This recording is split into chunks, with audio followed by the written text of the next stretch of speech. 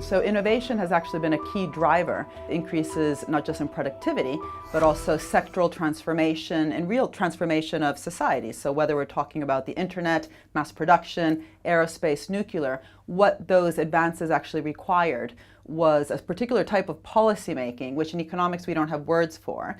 We often pretend that we can just fix different types of market failures.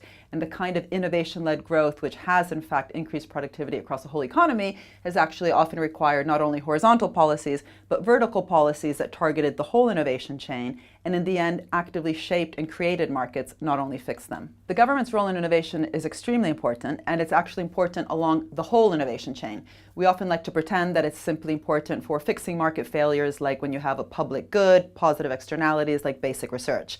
But actually what got us the big advances, whether we're talking about the internet, GPS, touchscreen display, was a much greater, both in terms of breadth and depth of public sector activity. We had decentralized networks of public agencies across the whole chain, so basic research, applied research, and then the few companies that actually wanted to engage with big innovation agendas required patient, long-term, committed finance.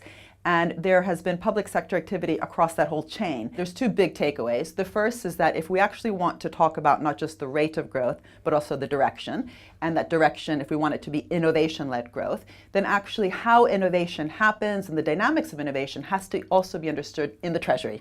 We cannot have this kind of vertical relationship where economic growth is talked about in the Bank of England and the Treasury, and then every now and then a bone is given to BASE, the new Ministry for Innovation and Industrial Strategy. We need those conversations to be happening horizontally. Second, we absolutely need to think about this, both the rate and the direction of change in terms of economic policy co-creating markets and shaping markets, not just fixing them. I think that actually thinking of it in this way, shaping markets actually helps us get much more systemic type policies and less patchy policies, which we know have not worked.